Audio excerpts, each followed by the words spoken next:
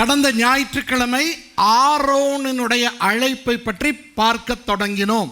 පසුගිය සතියේ ආරොන්ගේ කැඳවීම ගැන බලන්න පටන් ගත්තා.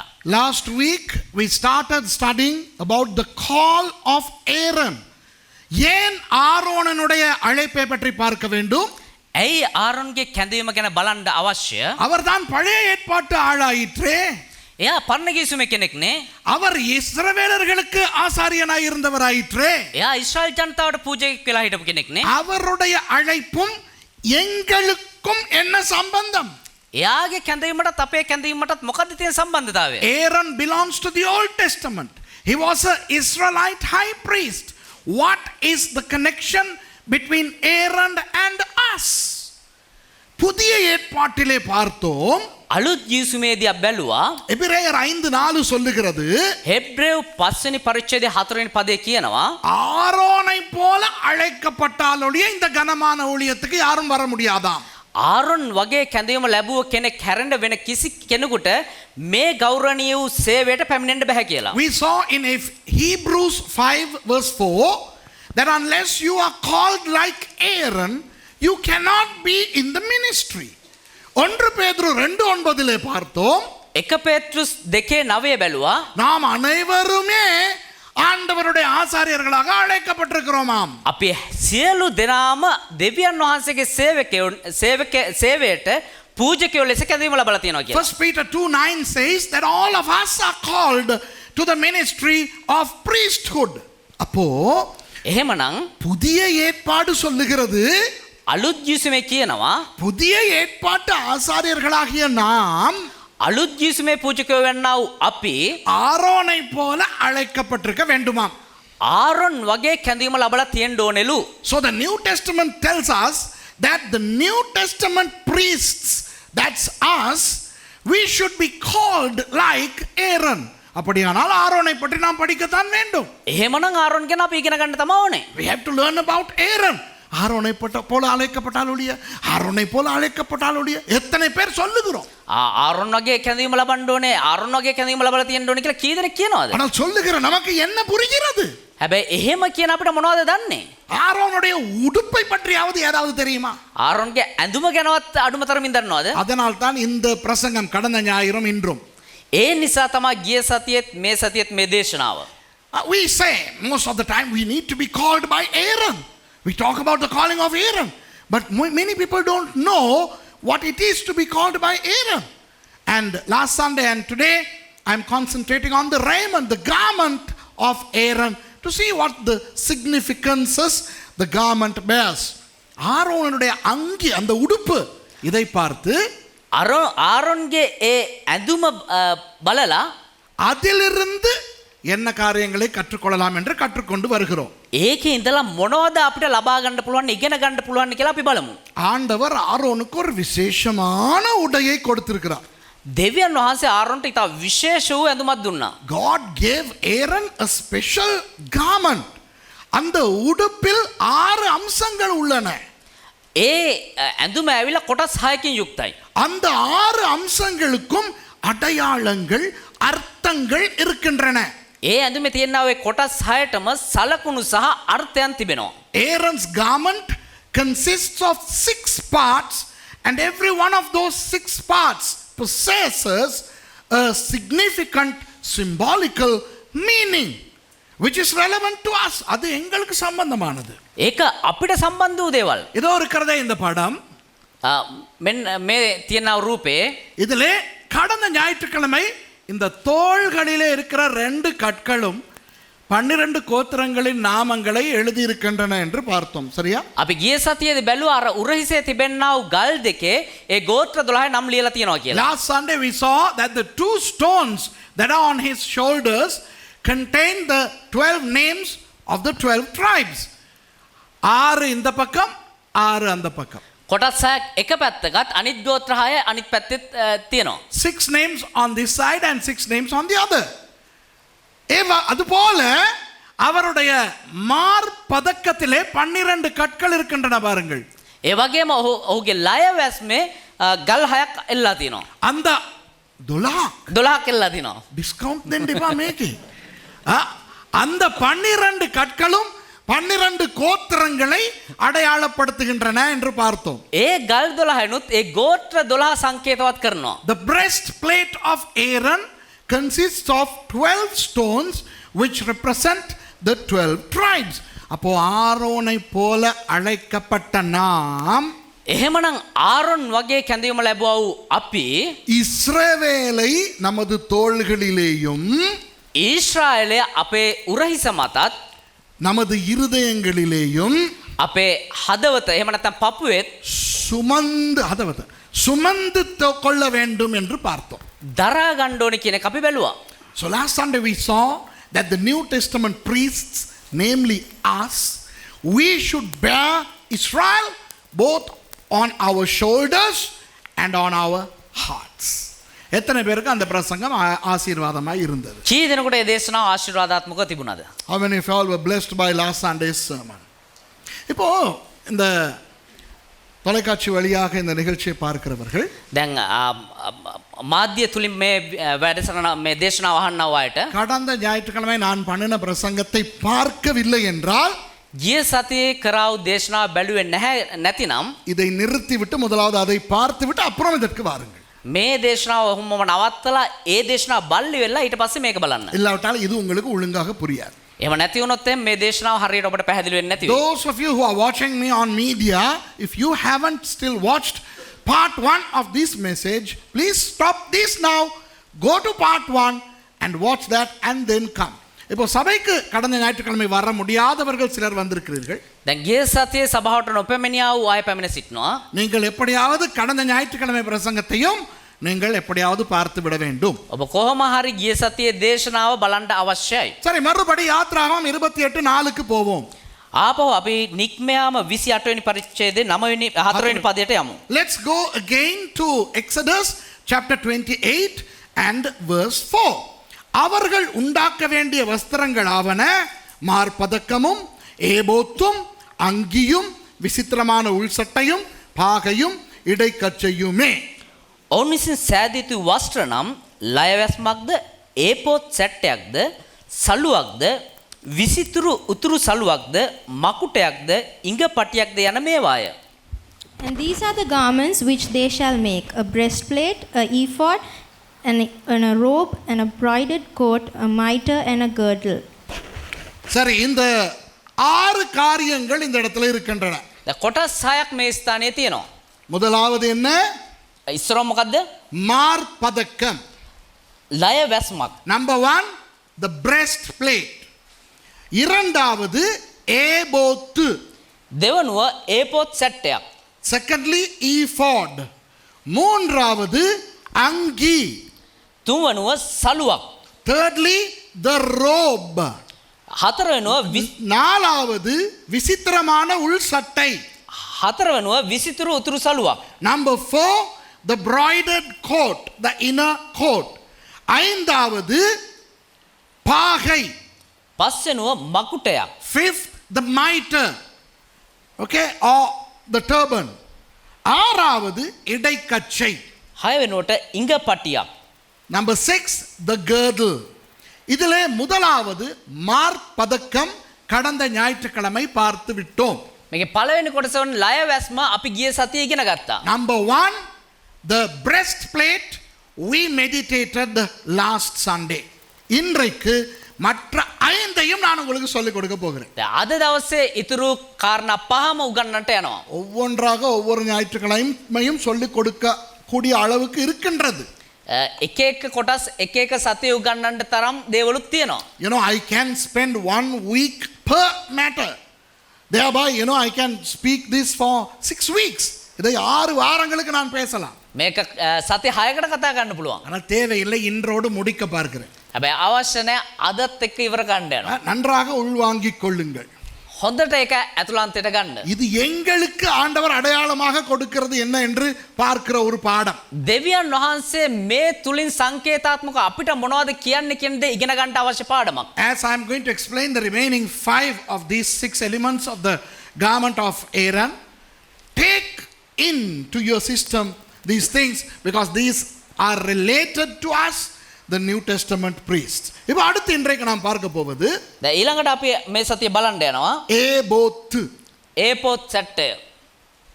Today we are going to study the ephod first. இப்போ இந்த படத்தில் ஆரோனுடைய இந்த படத்தில் எது ஏபோத்து தெரியுமா? දැන් මේ ආරොන්ගේ රූපේ ඒපොත් සැට්ටය කියන්නේ මොකක්ද කියලා දන්නවද? Do you know what is the ephod? This whole thing இதோ இருக்கிறதே இந்த இந்த இரண்டு பகுதிகளாக இருக்கிறதே இது அப்படியே ஆரோனுடைய இந்த இந்த இந்த இந்த இந்த இதுதான் ஏபோத்து. මේක තමයි කියන්නේ මේ උඩින් පෙනෙන්නව මේ අර ලයවැස්ම දෙපැත්තෙන් පෙන්නව ඒ 60 තමයි මේ ඒපොත් සැට්ටය කියන්නේ. அழகாக வட்டம் இந்த மாதிரி டிசைன் எல்லாம் போட்டிருக்குதே இதுதான் ஏபோத். මේ ලස්සන රවුන්ඩ් අනම්මනන් එක ලස්සනට තියන්නව ඒ සැට්ටය තමයි ඒපොත් සැට්ටය කියන්නේ. புரியுதா உங்களுக்கு? ஏபோத். இப்போ ஏபோத்து என்று சொல்லும் பொழுது දැන් ඒපොත් කියද්දී அது ஒரு எபிரேய சொல்.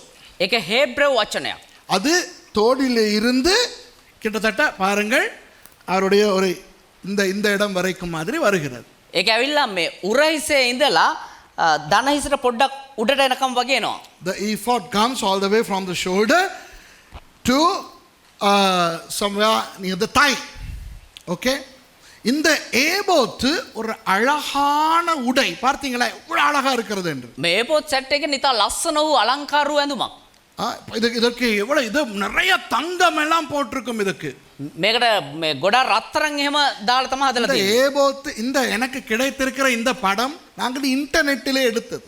මේ අපිට හම්බෙලා තියෙන මේ රූපය ඇවිල්ලා ඉන්ටර්නෙට් එකෙන් අපි ගත්ත එක. ஆனால் உண்மையாக ஒரு பிரதான ஆசாரியர் உடை அணியும் பொழுது ඇත්තටම උත්තම පූජක අදින්නා වූ ඇඳුම ගනිද්දී இந்த ஏபோத் வந்து தங்கமாக தக தகவென மின்னும். ඒක ඇවිල්ලා රත්තරන්ින් අර රත්තරන් දිලිසෙනා වගේ දිලිසි තිබෙනා ඇඳුමක්. We had to take this picture from the internet. This is the best we can find. But if you really look at a high priest, you will see that the ephod shines with gold. It's gold plated. அது தங்க முலாம் பூசப்பட்டது அந்த ஏபோத்து. ඒක සම්පූර්ණයෙන්ම රත්තරන් මේ ආලේප කරා වූ ඇඳුමක්. இப்போ இந்த ஏபோத்தை ஆண்டவர் பிரதான ஆசாரியனுக்கு கொடுப்பதற்கான அர்த்தம் என்ன? දැන් මේ ඒපොත් සැට්ටේ ප්‍රධාන පූජකයාට දෙවියන් වහන්සේ දෙන්න හේතුව මොකද්ද? ஏபோத்து எதை குறிக்கும்? ඒ ඒපොත් සැට්ටේ මොකක්ද අර්ථවත් කරන්නේ? What is the meaning of the ephod? Why did God give the ephod to the high priest? இப்போ அன்பானவர்களே நீங்கள் யோசிக்கலாம். දැන් ඔබ හිතන්න පුළුවන්. இப்போ அந்த பிரதான ஆசாரியனுடைய உடை என்று வருகிறதே දැන් මේ උත්තම පූජකයා ඇඳුම කියලා එන එක அதனுடைய அர்த்தங்களை சுரேஷ் எப்படி கண்டுபிடிச்சான்? ඒකේ තියෙනා වූ අර්ථය කොහොමද පාස් සුරේෂ් හොයාගත්තේ? ஆவியானவர் வெளிப்படுத்தினாரா? ආත්මයන් වහන්සේ දරව කරාද? இல்லை இங்கிருந்தாவது இவன் ஆராய்ந்து பார்த்தானா? එහෙම නැත්නම් කොහෙන් හරි මෙයා හොයලා ගත්තද? Now you may wonder, okay, now the priestly attire is there. Now how did Suresh come to know that these elements represent or symbolize these things? Did the Holy Spirit reveal to him or did he do a research? இதில் பரிசுத்த ஆவியானவர் ஒன்றும் எங்களுக்கு வெளிப்படுத்திட்டு இருக்க முடியாது. මේකේ ආත්මයන් වහන්සේ මොකුත් අපිට එල්දරව කරගෙන ඉන්න අවශ්‍ය නැහැ. இது நாம் ஆராய்ந்து படிக்க வேண்டும். මේක අපි හොයලා බලලා විමසලා හොයාගන්න ඕනේ දේවල්. இஸ்ரவேலர்களுடைய பல மத ரீதியான புத்தகங்கள் இருக்கின்றன. ඊශ්‍රායල් ජනතාවගේ මේ ඊශ්‍රායල් ආගම ගැන බොහෝ විවිධ පොත්පත් තියෙනවා. ஆண்டவர் மூலம் கொடுக்கப்பட்ட பல வியாக்கியான புத்தகங்கள் இருக்கின்றன. දෙවියන් වහන්සේ කන්න කොටගෙන ලැබුවා වූ බොහෝ අර්ථකථන සහිත පොත් තියෙනවා. மோசே காலத்திலே இருந்தே எழுதப்பட்ட அந்த புத்தகங்கள் உண்டு. මෝසස්ගේ කාලේ ඉඳන් ලිව්වා වූ පොත් තියෙනවා. இவற்றை ஆராய்ந்து பார்த்து தான் நான் உங்களுக்கு பிரசங்கம் பண்ணுகிறேன். මේ වගේන් හොයලා බලලා තමයි මම ඔබට දේශනා அப்போ කරන්නේ. இந்த செய்தியிலே வருகின்ற இந்த அடையாள அர்த்தங்கள் எல்லாம் ඒතර මේ දේශනා වෙන්නව මේ දේවල් වල අර්ථයන් සංකේත ඇවිල්ලා இஸ்ரவேலர்களுடைய தல்மூடிலிருந்து எடுக்கப்பட்டது. ඊශ්‍රායල් ජනතාවගේ තිබෙනා ඔය ටල්මුඩ් කියනා ඔය පොතෙන් ගත්ත ඒවා. ஆகவே யாருக்காவது தெரிய வேண்டுமானால் இந்த ஆரோனுடைய உடையின் அர்த்தங்களை சுரேஷ் எங்கிருந்து எடுத்தான் என்று தல்முட் வியாக்கியானங்களிலே இருந்து எடுத்தது. ஓகே? එනිසා ආරොන්ගේ මේ ඇඳුමේ තිබෙනා වූ ඒ අංගවල අර්ථයන් කොහෙන්ද පාස් සුරේෂ් ගත්තේ කියලා දැනගන්න අවශ්‍ය නම් ටල්මුඩ් කියනවා පොතෙන් ගත්ත දේවල්. You know, I have taken all these things. I have studied all these things through the Talmud of the Israelites. இப்போ இந்த தல்முடை பற்றி நான் அடிக்கடி சொல்லுகிறபடினால் දැන් මේ ටල්මුඩ් කියනවා පොත ගැන අපි නිතර කතා කරන නිසා அநேகர் எனக்கு இமெயில் மூலமாக தொலைபேசி மூலமாக எடுத்து என்னிடத்தில் கேட்கிறார்கள் බොහෝ දෙනා මේ ඊමේල් එකකිනුත් දුරකථනොත් අරගෙන පාස්ටෙන් අහනවා. நீங்க இந்த புத்தகத்திலிருந்து எடுத்தீங்கன்னு எங்களுக்கு சொல்லுங்க, நாங்க அந்த புத்தகத்தை பார்க்கணும். ඔයා මොන පොතෙන්ද මේක හොයාගත්තේ කියලා කියනවා අපිටත් ඒ පොත බලන්න ඕනේ. ஏன்னா இவங்க போய்ட்டு கூகுளில் அடிச்சு பார்ப்பாங்க, கூகுளில் வராது. ඇයි කියනවනම් මේ Google එකේ ගහලා බලලා එකෙන් එන්නේ නැහැ. அது ஒன்றை சொல்லுகிறேன், එක දෙයක් இந்த කියන්නම්. தல்முட் எல்லாம் படிப்பதற்கு எபிரேய மொழி நீங்கள் படிக்க வேண்டும். මේ ටල්මුඩ් කියනවා පොත ඉගෙන ගන්න නම් හෙබ්‍රව භාෂාව ඉගෙන ගන්න ඕනේ. இதெல்லாம் இன்டர்நெட்ல இல்ல, මේක ඉන්ටර්නෙට් එකේ නැහැ. இதெல்லாம் கூகுள்ல இல்ல. මේක Google එකේ නැහැ. இதுக்கு நீங்கள் இஸ்ரவேலில் இருக்கிற தல்முட்டை போய் கண்ணால் பார்த்து படிக்க வேண்டும். මේක ඔයාලා ඉස්රායල් වලට ගිහිල්ලා ටල්මුඩ් පොත හොයාගෙන S දෙකෙන් බලලා කියවලා ඉගෙන ගන්න ඕනේ. ஆகவே சும்மா இன்டர்நெட்டுகளில் போயிட்டு தட்டி பார்த்து அதில் இல்லையே இதில் இல்லையேன்னு தடுமாறிக்கிட்டு இருக்கக்கூடாது. ඒ නිසා මේ නිකන් ගිහිල්ලා ඉන්ටර්නෙට් එකේ ගහලා බලලා අනේ එහෙම නෑනේ මෙහෙම නෑනේ අරක නෑනේ කියන්න එපා. Some people call me and ask me or email me and ask me, where did you find these things? Which book can you recommend for us to go and investigate? You know, these things are not written in normal books. These things are not found on the internet. You have to study Hebrew and you have to look at the Talmud and read the Talmud and investigate. Only then you can come to the understanding of these elucidations. Okay? சரி, அப்போ ephod எதை குறிக்கும்? එතකොට ඒ පොත් සැට්ටේ මොකක්ද අර්ථවත් කරන්නේ? Talmud என்ன சொல்லுகிறது? ටල්මුඩ් එකේ මොනවද කියන්නේ? ஏபோத்து துதியை குறிக்கும். ඒ පොත් සැට්ටේ නමස්කාරය අර්ථවත් කරනවා. Ephod symbolizes praise. துதி, නමස්කාරය பிரசංசாව. ප්‍රශංසාව. பிரசංசாව. நமஸ்கார எனவே வந்து பிரசංசாව, துதி, praise. துதி என்றால் என்ன? ප්‍රශංසාව කියන්නේ මොකද්ද? ஆண்டவரை புகழுவது. දෙවියන් වහන්සේව වර්ණනා කිරීම. ஆண்டவரை பார்த்து இரண்டு காரியங்களுக்காக துதிக்கலாமாம். දෙවියන් වහන්සේ දිහා බලලා කාරණා දෙකක් උදෙසා ප්‍රශංසා කරන්න පුළුවන්. There are two reasons why we can praise God. Psalm 150 says that. 150வது சங்கீதத்திலே அதை பார்க்கிறோம். ගීතාවල 150 ඒක බලන්න පුළුවන්. கர்த்தருடைய மகத்துவமான கிரியைகளை பார்த்து அவரை துதிக்க வேண்டும். දෙවියන් වහන්සේගේ මහිමාන්විත ක්‍රියා බලලා උන්වහන්සේව ප්‍රශංසා කරන්න ඕනේ. We have to praise God for his mighty works. அடுத்தது கர்த்தர் மகத்துவமானவர் என்பதற்காக அவரை துதிக்க வேண்டும். ඊළඟට උන්වහන්සේ මහිමාන්විත දෙවියන් වහන්සේ නිසා උන්වහන්සේව ප්‍රශංසා කරන්න ඕනේ. Secondly, we must praise God because of who he is. He is beautiful. He is wonderful. He is magnanimous and he is magnificent. ஆண்டவர் பெருந்தன்மையானவர், பெரியவர். උන්වහන්සේ විශාල දෙවියන් වහන්සේ මහත් දෙවියන් වහන්සේ. ஆண்டவர் அழகானவர். උන්වහන්සේ අලංකාර දෙවියන් அவர் වහන්සේ. சர்வ வல்லவர், උන්වහන්සේ ਸਰව බලධාරී දෙවියන් වහන්සේ. சர்வ வியாபகர். ਸਰව ව්‍යාපී දෙවියන් වහන්සේ. அதற்காக ஆண்டவரை துதிக்க வேண்டும். ඒ නිසා දෙවියන් වහන්සේ ප්‍රශංසා කරන්න ඕනේ. அப்போ ஒரு பிரதான ஆசாரியனுடைய உடையிலே එතකොට මේ ප්‍රධාන උත්තම පූජකයාගේ ඇඳුමේ கர்த்தருடைய துதியை அடையாளப்படுத்தும் ஏபோத்து இருக்கிறது. මේ ඒපොත් සැට්ටේ තියෙන්නේ දෙවියන් වහන්සේට දිය යුතු ප්‍රශංසාව සංකේතවත් කරන්න. Ephod is a symbol to praise God. இப்போ ஆண்டவரை துதித்தவர்களை வேதத்திலே நிறைய பார்க்கிறோம். දැන් දෙවියන් වහන්සේට ප්‍රශංසාව දුන්නා බොහෝ පුද්ගලයෝ අපි බයිබලයේ දකිනවා. We see a lot of people in the Bible who praised God. அதிலே மிகவும் தன்னை மறந்து பயங்கரமாக ஆண்டவரை ஒரு சந்தர்ப்பத்திலே ஒரு ஆள் துதித்தார். யார் என்று சொல்ல முடியுமா? ඒ අතනුත් තමුන් ඉන්නව තත්ත්වය සම්පූර්ණයෙන්ම අමතක කරලා තා භයානක විදියට දෙවියන් වහන්සේ ප්‍රශංසා කරව එක පුද්ගලෙක් ඉන්නවා. எல்லாரும் சொல்றீங்க தாவீது. හැමෝම කිය දාවිද්. There was one individual who stands out in praising God in a tremendous way. என்ன நடந்தது? මොනවද සිද්ධ වුනේ? கர்த்தருடைய உடன்படிக்கை பெட்டியை கொண்டு வரும் பொழுது දෙවියන් වහන්සේගේ ගිවිසුම් පෙට්ටිය අරගෙන එද්දී தாவீது சந்தோஷம் தாங்க முடியாமல் දාවිට සන්තෝෂය දරා ගන්න බැරුව அவர் அந்த கர்த்தருடைய உடன்படிக்கை பெட்டிக்கு முன்பாக ஆடிக்கொண்டு அவர் துதித்து கொண்டு வந்தார். දෙවියන් වහන්සේගේ ගිවිසුම් පෙට්ටිය ඉදිරියේ යා නටලා ගායනා කරනවා. You know, David was so excited and happy when the Ark of the Covenant was brought, and he forgot about himself and he started to dance and praise the Lord. எந்த அளவுக்கு அவர் ஆடினார் என்றால் කොච්තරම් දුරට එයා දෙවියන් වහන්සේ ප්‍රශංසා කරනවාද කියනවා නම් அவருடைய உடையே கலன்றதாம். එයාගේ ඇඳුම් ගැලවුණාලු. He danced in such a manner that his outer raiment came loose. அதை பார்த்த அவருடைய மனைவி மீகால் சிரித்தாளாம். ඒක බලලා එයා ඔහුගේ බිරිඳ මීකල් hina වුණාලු. His wife Mika laughed. Okay? What did God do? God closed her womb because she laughed. And she was mocking her husband. ஆண்டவர் என்ன செய்தார்? மீகாலுடைய கற்பத்தை அடைத்து போட்டார். அவள் சிரித்தபடியினார். දෙවියන් වහන්සේ මොනවද කරේ? දාවිත් hina වුන නිසා ඇගේ ගර්භාෂය වසා දැමුවා. ராஜா தானே தாவீது. දැන් දාවිත් කියන්නේ රජතුමානේ. ராஜா எந்த உடுப்பு உடுத்திருப்பார்? එතකොට රජතුමා මොන වගේ ඇඳුමක් ඇඳලා ඉඳීද? ராஜ வஸ்திரம். சரியா? රාජකීය ඇඳුමක්. ஹலோ, ராஜ வஸ்திரம் தானே ராஜா உடுத்திருப்பார். රජතුමා අඳින්නේ රාජකීය ඇඳුමන්නේ. What raiment or cloth was David wearing? Of course, he was the king, so he was wearing the kingly attire. Okay? அப்படிதானே? ஐயோ சொல்லுங்களே, ஆமாவா இல்லையா? කියන්න ඕද නැද්ද? இப்போ உங்களுக்கு ஒரு வசனத்தை காட்டுறேன் பாப்போமா? දැන් එක වචනයක් ඔබට පෙන්නන්නම් බලමුද? Shall we read a verse? Shall we read 2 Samuel chapter 6 verse 14? 2 Samuel දෙක සාමුවෙල් 6வது அதிகாரம் 6 වෙනි පරිච්ඡේදයේ 14வது வசனத்தை வாசிப்போமா? 14 වෙනි පදේ කියවමුද?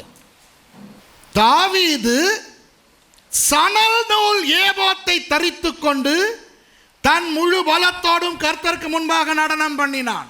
දාවිත් හන ඒපොත් සට්ටයක් හැඳගෙන ස්වාමින් වහන්සේ ඉදිරියේ මුළු ශක්තියෙන් නැටුවේය. And David danced before the Lord with all his might, and David was girded with a linen ephod. Hello, இந்த வசனத்தை எத்தனை ஆயிரம் தடவை கண்டிருப்பீங்க நீங்க? දැන් මේ වචනය කීසරයක් අපි දැකලා ඇද්ද? How many millions of times you may have seen this verse? ஆனா இதுல உள்ள விஷயம் ஒண்ணு உங்க தலைக்கு ஏறி இருக்குமா? හැබැයි මේකේ තියෙනව එක කාරණාවක් හරි ඔබේ ඔළුවට තේරුණාද? Did anything of this verse strike you prior to this? கவனிங்க.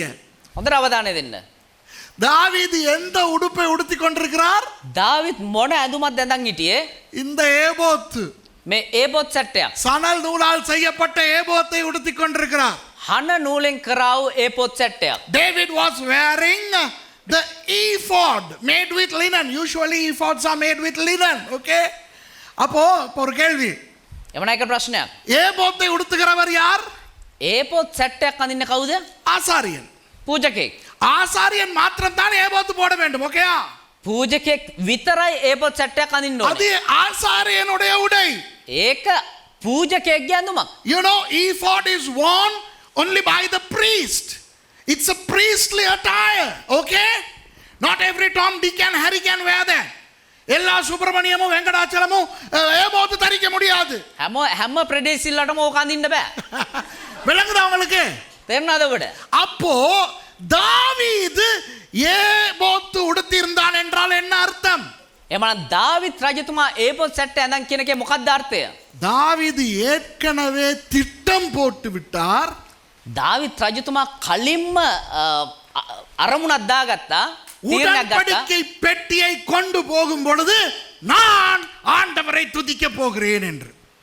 ඒ ගිවිසුම් පෙට්ටිය ගෙනෙද්දි මම දෙවියන් වහන්සේව ප්‍රශංසා කරනවා කියලා. திட்டம் போட்டபடியினால் එහෙම එයා මේ තීරණයක් ගත්ත නිසා அவர் எங்கிருந்து ஏபோத்தை எடுத்தாரு, யாருக்கிட்ட கடன் வாங்கினார்னு எனக்கு தெரியாது. කොහෙන් ණයට ගත්තද කොහෙන් එක ඒපොත් සට්ටය ගත්තද දන්නේ නැහැ. ஒரு ஏபோத்தை எடுத்து அணிந்து கொண்டார். එක ඒපොත් සට්ටයක් අරගෙන ඇඳගත්තා. ஏன்? ඇයි? ஏபோத்து தான் துதியின் ஆடை. ඒපොත් සට්ටය තමයි ප්‍රශංසාව අර්ථවත් කරන්නේ. David had already planned to worship, to praise God when the Ark of the Covenant is taken. So I don't know where he got the ephod from. Maybe he borrowed it from somebody. He wore the linen ephod. Hello, உங்களுக்கு விளங்குதா? ඔබට තේරෙනවද?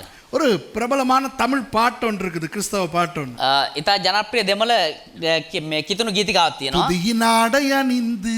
எத்தனை பேருக்கு அந்த பாட்டு தெரியும்? තුදිத்து තුදිතිරුපේන් ප්‍රශංසාවේ සලුව ඇඳගෙන කියලා ගීතිකාවක් තියෙනවා දෙමළේ. ඒක සිංහලෙන් නැතුව ඇති. துதியின் ஆடை என்றால் என்ன தெரியுமா? எல்லாருக்கும் துதியின் ஆடை துதியின் ஆடை எல்லாம் தெரியும். துதியின் ஆடை துதியின் ஆடை தெரியும். ප්‍රශංසාවේ සලුව හැමෝම ගායනා කරන හැමෝම දන්න ප්‍රශංසාවේ ஆண்டவரே සලුව. துதியின் ஆடை அணிந்து கொண்டு உம்மிடத்திலே வருகிறோம் ஐயா. இதெல்லாம் எவ்வளவு என் காதுகளுக்கு போகுது தெரியுமா? ස්වාමිනී ප්‍රශංසාවේ සලුව ඇඳගෙන මම ඔබ වහන්සේගේ අභිමුඛයට එනවා ස්වාමිනී. Lord, we come with the garments of praise. You know, I have heard people say that. People know there is a garment of praise, but they don't know what that garment is. Hey, that's the ephod. துதியின் ஆடை என்னவென்று யாருக்குமே தெரியாது. ප්‍රශංසාවේ සලුව කියන එක කවුරුත් දන්නේ නැහැ. துதியின் ஆடை என்பது பிரதான ஆசாரியன் உடுத்துகிற ஏபோத்து. இப்ப விளங்குதா? ප්‍රශංසාවේ සලුව කියන්නේ ප්‍රධාන උත්තම පූජකයා අඳින මේ පොත් සැට්ටය. இப்போ தாவீது இப்ப நிறைய பேர் என்ன தெரியுமா நினைக்கிறாங்க? බොහෝ දෙනා මොනවද දන්නවද හිතන්නේ? கர்த்தருடைய உடன்படிக்கை பெட்டியை சுமந்து கொண்டு வரும் பொழுது දෙවියන් වහන්සේගේ ගිවිසුම් පෙට්ටිය උස්සගෙන එද්දී சும்மா நடந்து வந்த தாவீது නිකම් මෙහෙම ඇවිදන් ආපු දාවිත් உணர்ச்சி வசப்பட்டு එකපාරටම හැගුම්බර වෙලා சந்தோஷம் மிகுதியாகி ඒ සන්තෝෂය දරා ගන්න බැරුව அவர் ஆண்டவருக்கு ஆடிக்கிட்டு வர நினைச்சு உடனே அவர் ஆடிட்டாருன்னு நினைக்கிறாங்க. එකපාරටම යාට නටන්න හිතලා දෙවියන් වහන්සේ ඉදිරියේ නටාගෙන ආවා කියලා. You know, people think that, you know, David was just walking when the Ark of the Covenant was taken and all of a sudden he got ecstatic and he started dancing. No, இல்லை. එහෙම නෙවෙයි. தாவீது முதலிலேயே திட்டம் போட்டு விட்டார். දාවිත් රජතුමා කලින්ම තීරණයක් ගත්තා. கர்த்தருடைய உடன்படிக்கை பெட்டியை கொண்டு போகும் பொழுது දෙවියන් වහන්සේගේ ගිවිසුම් පෙට්ටිය අරන් එද්දී நான் ஆண்டவருக்காக ஆடுவேன், මම දෙවියන් වහන්සේ උදෙසා නටනවා. ஆண்டவரை துதிப்பேன். දෙවියන් වහන්සේ ප්‍රශංසා කරනවා. அதற்காகவே திட்டம் போட்டு ඒ උදෙසම එයා තීරණයක් අරගෙන முதலிலேயே ஏபோத்தை அணிந்து கொண்டு துதியின் ஆடையை அணிந்து கொண்டு வந்தார். விளங்குதா? කලින්ම මේ පොත් සැට්ටයක් ඇඳගෙන එහෙම නැත්නම් ප්‍රශංසාවේ සලුවක් ඇඳගෙන යාවා. He knew that when the Ark of the Covenant was taken, he knew that he was going to praise God through in dancing. So he already planned and he wore the appropriate attire. விளங்குதா உங்களுக்கு? තේරෙනවද ඔබට? எத்தனை பேருக்கு தெரியும்? இப்போதான் தெரியும் தாவீது இதுக்குனே பிளான் பண்ணிக்கிட்டு ஏபோத்தோட வந்தாருன்னு கை தூக்கி காட்டுங்க. කී දෙනෙක් කියනවාද දැන් තමා දැනගත්තේ මේකටම ප්ලෑන් කරගෙන දාවිත් රජතුමා ආවා කියලා. விளங்குதா? பிளான் பண்ணது. ஓகே? ඒක சும்மா உணர்ச்சி வசப்பட்டு ஆடல அவர். එයා තීරණය කළා මම නිකම් එකපාරට හැඟුම්බර වෙලා කරේ නෑ. He did not just dance impromptu. He already planned. He pre-planned. அப்போ ஆசாரியர்களாகிய நாம் එවනම් පූජකයෝ වෙන අපි எவ்வளவு திட்டம் போட்டு ஆண்டவரை துதிக்க வேண்டும். කොච්චර තීරණයක් අරගෙන දෙවියන් වහන්සේව ප්‍රශංසා කරන්නද? தாவீது ஆசாரியனா? දාවිත් රජතුමා පූජකයෙක්ද? அவர் லேவி கோத்திரத்தை சேர்ந்தவரா? එයා ලෙවි ගෝත්‍රයේ කෙනෙක්ද? ஆசாரியர்களுக்கு சொந்தக்காரரா? අප නැත්තම් පූජකයන්ගේ නෑයෙක්ද? ஆசாரியர்களுக்கும் தாவீதுக்கும் சம்பந்தமே இல்லை. ඒ පූජකයන්ටත් දාවිටත් කිසිම සම්බන්ධයක් නෑ. அப்படி இருந்தும் அவர் எப்படியோ ஆசாரியனுடைய ஏபோத்தை வாங்கி கொண்டு வந்து உடுத்தி கொண்டு திட்டம் போட்டு ஆண்டவரை துதித்தார் என்றால் එහෙම වෙලත් කොහෙන්දෝ පූජකයෙක්ගේ කොමාරේ ඇඳුමක් ඉල්ලන් ඇවිල්ලා පූජක ඇඳුමක් දාගෙන දෙවියන් වහන්සේව එයා ප්‍රශංසා කරා නම් ஆசாரியர்களாய் இருக்கிற நானும் நீங்களும் எவ்வளவு திட்டம் போட்டு ஆண்டவரை துதிக்க வேண்டும். දෙවියන් වහන්සේගේ පූජක වෙන අපි උන්වහන්සේ කොයි ආකාරයෙන්ද ප්‍රශංසා කරන්න ඕනේ? If David, who was not from the tribe of Levi, who was not related to any priest, who was not a priest, planned to praise God by wearing a priestly attire of ephod, how much more should you and I, priests in the New Testament, should praise God.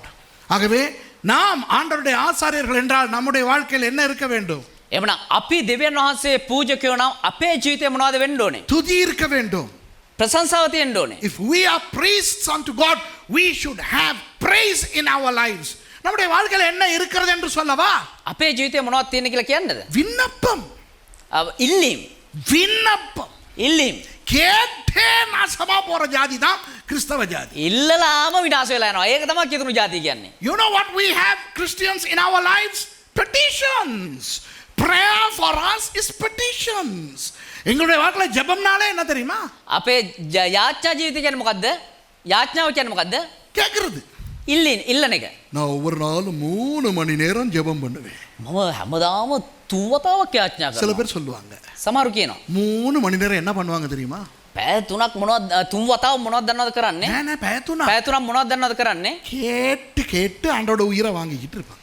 ඉල්ල දෙවියන් වහන්සේගේ බණ ගන්න එක. You know, some people say we pray for 3 hours. Do you know what they do for 3 hours? Ask and ask and ask.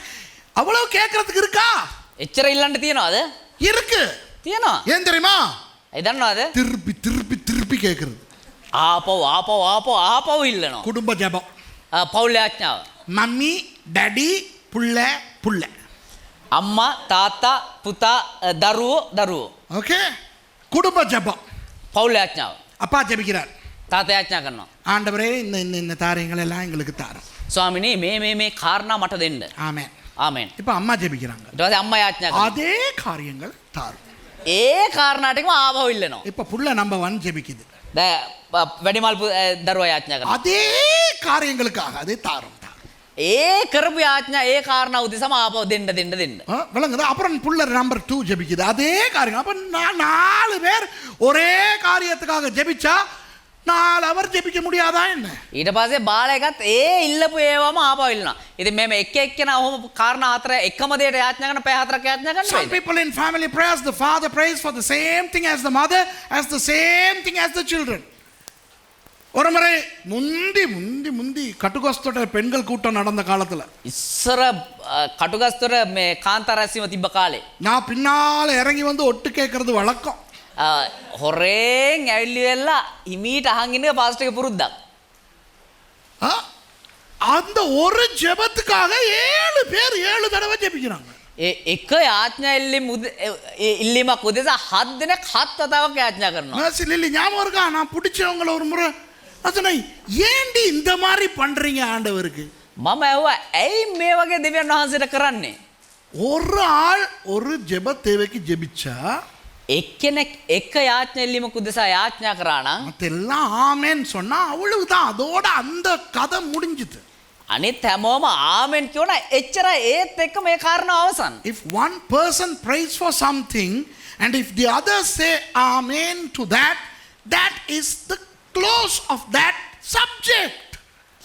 Another person doesn't have to pray again. இன்னொரு ஆள் அதுக்காக திருப்பி ஜெபிக்க தேவையில்லை. තව කෙනෙක් ඒක උදෙසා යාඥා කරන්න අවශ්‍ය නැහැ. விளங்குதா உங்களுக்கு?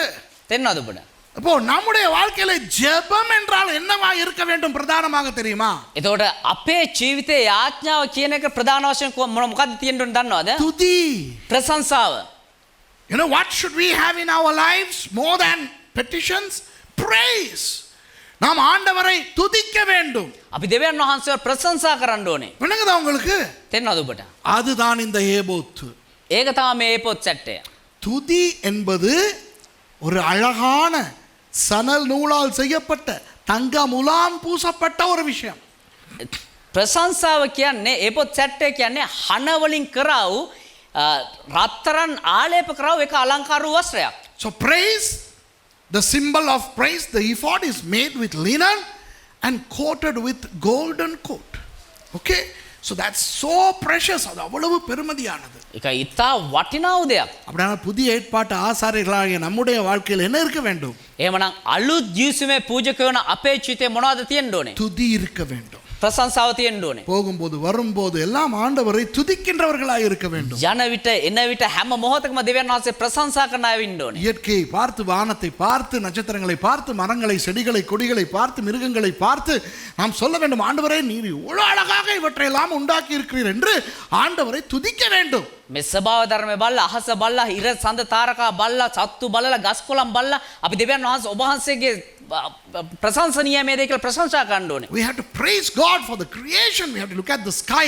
We have to look at the stars. We have to look at the cloud formations. We have to look at the sunset. We have to look at the sunrise. We have to look at the animals. We have to look at the plants and praise God for the mighty creation that He has created with. We have to praise Him. ஆண்டவரை துதிக்க வேண்டும். දෙවියන් වහන්සේව ප්‍රශංසා කරන්න ඕනේ. இதுதான் துதியின் ஆடை. මේක තමයි ප්‍රශංසාවේ ඇඳුම. இப்போ தமிழ் ஆட்கள் கிட்ட ஒரு கேள்வி கேட்கிறேன். දැන් දෙමළ අයගෙන් එක ප්‍රශ්නයක් අහනවා. துதியின் ஆடை எத்தனை பேர் கேள்விப்பட்டிருக்கீங்க? ප්‍රශංසාවේ සලෝ කී දෙනෙක් අහලා තියෙනවද? How many of you all heard about the garment of praise? கை நல்லா தூக்குங்க. துதியின் ஆடை அணிந்து. சரி, இப்பதான் அது இதுதான்னு தெரியும்னு சொல்றவங்க கை தூக்கி காட்டுங்க. දැන් තමා මේක තමයි එක කියලා කී දෙනෙක් කියනවද? விளங்குதா? நம்ம எவ்வளவு மொக்குகளா இருக்கிறோம் இல்லையா? අපි කොච්චර மோடுதுன்னு. மோடுது. Sometimes we are so fools, we hear certain things, we don't try to understand. துதியின் ஆடை கேள்விப்பட்டாலும் அதை கேட்கறது. துதியின் ஆடைங்கிறாங்களே, என்ன ஆடைன்னு யாரும் என்கிட்ட இது வரைக்கும் கேட்டதும் இல்லை. මේ ප්‍රශංසාවේ සලුව කියලා අහලා තියෙනවා. මොකද්ද පාස්ටර් කියලා කවුරුත් ඇවිල්ලා අහලා නැහැ. ஒரு பிரசங்கத்துல வரவும் தான், ஓ அப்படியா, ඒ දේශනාවකදී එහෙම આવුත් ඇත්තද? சின்ன சாமுவேல் පොඩි සාමුවෙල් சின்ன காலத்திலேயே ஏபோத்து தரித்தான் என்று வேதம் சொல்லுகிறது. சாமுவேல் புத்தகம். ඒ පොඩි කාලයේදීම ඒපෝත් සැට්ටේ ඇඳා කිල්ලලා සාමුවෙල් පොතේ කියනවා. ஏலி என்ற பிரதான ஆசாரியர் ඒලි කියන ප්‍රධාන උත්තම පූජකයා அந்த சாமுவேலை சின்ன வயதிலேயே ஏபோத்தினால் உடுத்துவித்தார். ඒ සාමුවෙල් කුඩා වයසේදී මේ ඒපෝත් සැට්ටෙන් සැරසුවා. ஆகவே அந்த குட்டி வயதில இருந்து அவன் ஆண்டவரை துதிக்கிறவனாய் இருந்தபடியினால், ඒ කියන්නේ ඒ පොඩි වයසේ ඉඳන්ම සාමුවෙල් දෙවියන් වහන්සේ ප්‍රශංසා කරන කෙනෙක් විදිහට හිටපු නිසා ஆண்டவர் அவனை ஒரு பெரிய தீர்க்கதரிசியாக எழுப்பினார். දෙවියන් වහන්සේ විශාල වූ අනාගත වක්තෘ කෙනෙක් විදිහට නැගිට්ටෙව්වා. When small Samuel grew up in Shiloh, in the tent, Eli the high priest attired little Samuel with an ephod. And from his juvenile years, Samuel was a praiser unto God. And that resulted in Samuel becoming a great prophet in the nation. ஆண்டவர் உங்களை உயர்த்த வேண்டுமானால் දෙවියන් වහන්සේ ඔබවත් උසස් කරන්න අවශ්‍ය නම් உங்கள் வாழ்க்கையில் அதிகமாய் துதி இருக்க வேண்டும். ඔබේ ජීවිතයේ අධික ලෙස ප්‍රශංසාව තියෙන්න ඕනේ. If God is to lift you up, you need to have more praise in your lives. ஊழியக்காரிகளுக்கு ஒன்று சொல்லுகிறேன். සේවකයන්ට සේවිකාවන්ට එක දෙයක් කියන්න. உங்களுடைய ஊழியம் வளர வேண்டுமானால், ඔබේ සේවය වර්ධනය වෙන්න අවශ්‍ය නම්, நீங்கள் ஊழியத்தில் ஒரு பெரிய இடத்துக்கு வர வேண்டுமானால், ඔබ සේවය ඉතා විශාල වූ ස්ථානයකට එන්න අවශ්‍ය නම්, உங்கள் வாழ்க்கையிலே அதிகமாய் துதி இருக்க வேண்டும். ඔබේ ජීවිතයේ අධික ලෙස ප්‍රශංසාව තියෙන්න எந்த ඕනේ. அளவு துதி இருக்கிறதோ කොයි තරම් දුරට ප්‍රශංසාව තියෙනවද? அந்த அளவு ஆண்டவர் உங்களை உயர்த்துவார். ඒ තරම් දුරට දෙවියන් වහන්සේ ඔබ උසස් කරනවා. I'm saying this to the pastors, to the servants of God, men and women. If you want your ministries to thrive, if you want you to thrive in the ministry, you got to have praise in an immense scale. The more you praise, the more God would raise you. இப்போ ஒரு ரகசியம், ඒක රහසක්. இதுதான் என் வாழ்க்கையில் ரகசியம். මේ සේරම දේවදාසයාගේ ජීවිතයේ රහස්. உண்மையாய் சொல்லுகிறேன், ඇත්තටම කියන්නම් நான் ஆண்டவரை துதிக்கிற அளவு දේවදාසයා දෙවියන් වහන්සේ ප්‍රශංසා කරන තරම් பயங்கரமான ஒரு அளவு. ඒක ඉතා භයානක අධික දෙයක්. சில ரகசியங்களை சொல்லவா? සමහර රහස් කියන්නද? Let me unravel some of the mysteries of my own personal life. நான் சில நேரங்களிலே, இரவு நேரங்களிலே, මම සමහර රාත්‍රියන් වල நான் உட்கார்ந்த ஆகாயத்தை பார்த்து මම ඉඳගෙන අහස දිහා බලලා ஆண்டவரை துதித்துக் கொண்டிருப்பேன். දෙවියන් වහන්සේට ස්තුති කරමින් அந்த ඉන්නවා. ප්‍රශංසා කරමින් ඉන්නවා. நட்சத்திரங்களை பார்த்து, දෙවියන් වහන්සේ මැවුවේ තාරකා දිහා බලලා ஆண்டவரே இந்த இவ்வளோ இருக்குது, இவ்வளோ அழகா இருக்கு, நான் நீங்க படைச்சு வச்சிருக்கீங்க, டோடோடோடா. ස්වාමීනි මේ අයියෝ මේ කොච්චර ලස්සන තියෙනවා කියලා වැඩක් නැහැ. ஆண்டவரை துதித்துக் கொண்டிருப்பேன். දෙවියන් වහන්සේ ප්‍රශංසා කරනවා. பகல்ல வானத்தை பார்த்துக்கிட்டு இருப்பேன். දවල්ට අහස දිහා බලන් ඉන්නවා. அந்த முகில்களை பார்த்து அதெல்லாம் நான் ஆண்டவருக்கு சொல்லிக்கிட்டு இருப்பேன். ඒ වලාකුළු බල්ල ඒ හැම දෙයකම දෙවියන් වහන්සේ ප්‍රශංසා அப்புறம் කරනවා. அந்த மரங்கள்ல உள்ள இலை கொலை எல்லாத்தையும் பார்த்து இலையை எடுத்து வச்சுக்கிட்டு, இவ்வளோ அழகா இங்க பாருங்க ஆண்டவரை, கோடு கோடெல்லாம் கீறி வச்சிருக்கீங்க டாடாடா என்றெல்லாம் நான் ஆண்டவரை துதித்துக் கொண்டிருப்பேன். එතකොට ගස් කොළන් දිහා බලලා එතකොට කොළයක් එහෙම අරගෙන අයියෝ බාණ්ඩ ස්වාමීනි මේක මෙහෙම ඉරි තියනවා මේ විදිහට මවලා තියනවා කියලා එහෙම බලලා ප්‍රශංසා කරනවා. அது மாத்திரம் இல்ல, ඒ විතරක් නෙවෙයි. டிவில அனிமல் பிளானட்டை போட்டுக்கிட்டு ටීවී එකේ ඇනිමල් ප්ලැනට් දාගෙන அதுல உள்ள மிருகங்களை பார்த்துக்கிட்டு நான் ஆண்டவரை துதிச்சுக்கிட்டு இருப்பேன். உள்ளுக்கால ஆண்டவரே இவ்வளவு கேம் எல்லாம் கொடுத்து வச்சிருக்கீங்க, எப்படி எல்லாம் இந்த மிருகங்களுக்கு பண்ணி வச்சிருக்கீங்கன்ட்டு அவன் அதுல ஒவ்வொரு மிருகத்தை பத்தி சொல்ல சொல்ல நான் ஆண்டவரை துதிச்சுக்கிட்டு இருப்பேன். ඒකේ යන එක එක සත්තු බල බල මම ඇතුලෙන් කියන ස්වාමීනි මේක මාරයි මේ විදිහට මවලා තියනවනේ කියලා ඇතුලෙන් මම දෙවියන් වහන්සේ ප්‍රශංසා කරනවා ඒක එක සත්තු බල්ලා. ஒரு ஆசாரியனுடைய வாழ்க்கை එක පූජකයෙක්ගේ ජීවිතේ ஒரு துதியின் வாழ்க்கையா இருக்க வேண்டும். ප්‍රශංසාවේ ජීවිතයක් තියෙන්න ඕනේ. A life of a priest should be a life of praise. I sit at night, look at the stars, and then I praise God for the way He has created the stars. And then I look at the sky during the day, the cloud formations, and then I praise God. I even watch Animal Planet and praise God when I learn something new of some animal. விளங்குதா? ஆண்டவரை துதிப்பதற்கு எந்த நேரமும் நமக்கு துதிக்கலாம். දෙවියන් වහන්සේ ප්‍රශංසා කරන එක අපිට හැම මොහොතකම කරන්න පුළුවන්. தாவீது திட்டம் போட்டு ஏபோத்தை உடுத்தி கொண்டு வந்து දෙවියන් දාවිත් සැලසුම් කරලම දෙවියන් වහන්සේ ප්‍රශංසා කරන්න ඒපොත් සෙට් එකක් ගෙනන් ආවා. வந்து அவர் ஆண்டவருடைய கர்த்தருடைய உடன்படிக்கை பெட்டிக்கு முன்பாக ஆண்டவரை துதித்துக் கொண்டே நடனமாடிக்கொண்டு சென்றார். එහෙම සැලසුම් කරලා ඇවිල්ලා දෙවියන් වහන්සේ ජීසුම් පෙට්ටිය ඉදිරියේ එයා නටලා දෙවියන් වහන්සේ ප්‍රශංසා කරා. So David planned to praise God before the ark of the covenant. So he attired himself with a linen ephod and he came and he praised God. நீங்களும் என்ன செய்ய வேண்டும்? உங்களுடைய அன்றாட வாழ்க்கையில் திட்டம் போட்டு ஆண்டவரை துதிக்க கொஞ்சம் கொஞ்சமாக உங்களை பழக்கிக் கொள்ளுங்கள். ඔබෙත් මගේ ජීවිතේ අපි මොනවද කරන්න ඕනේ? සැලසුම් දාලා කෙමින් කෙමින් දෙවියන් වහන්සේ ප්‍රශංසා කරන එක පුරුද්දක් කරගන්න ඕනේ. சரியா? அதுதான் ஏபோத். ඒක තමයි ඒපොත් සෙට් So එක. we need to learn to praise God in a systematic way in our lives. சரி, ஏபோத்து போதும். ඒපොත් සෙට් එක ගැන ඇති. அடுத்து மூன்றாவது ඊළඟට තුන්වෙනුව அங்கியும். සලුව. Number 3 is the robe. இதோ இந்த நீல கலரில் இருக்கிறதே, මේ නිල් පාටට පේන්නේ. இந்த நீல கலரில் இருக்கிறது தான் இந்த அங்கி. මේ නිල් පාටට පේන එක තමයි සලුව කියලා இந்த කියන්නේ. அங்கி எங்கிருந்து வருகிறது? மேலிருந்து வருகிறது. இதோ தெரிகிறதே உள்ளுக்கு. ඒ සලුව කියන කොහෙන්ද දෙන්නේ? උඩ ඉඳන් ඉහළ ඉඳන් එන්නේ. இதோ பாருங்க, அந்த இடத்துல அந்த அங்கி தெரிகிறது. අර බෙල්ලට පොඩ්ඩක් පාලින් නිල් පාටේ සලුව පේනවා. இந்த கையின் ஓரத்திலே ரெண்டு பக்கமும் தெரிகிறது. මේ උරහිසට පොඩ්ඩක් දෙපැත්තෙන් නිල් පාටට පේනවා. கீழே இப்படி நீலமாய் வருகிறது. ஓகேயா? ඒ වගේම පහලින් නිල් පාටට මෙහෙම පේනවා. Now this robe comes from all the way from the neck. Can you see that blue there? And then near the arms, okay, inside of the ephod, and then down here. So it's a long robe, comes below the knee. மேலிருந்து முழங்காலுக்கு கீழே வரை வருகின்ற ஒரு அங்கி தான் அந்த அங்கி. එතකොට සලුව කියන්නේ මොකද්ද?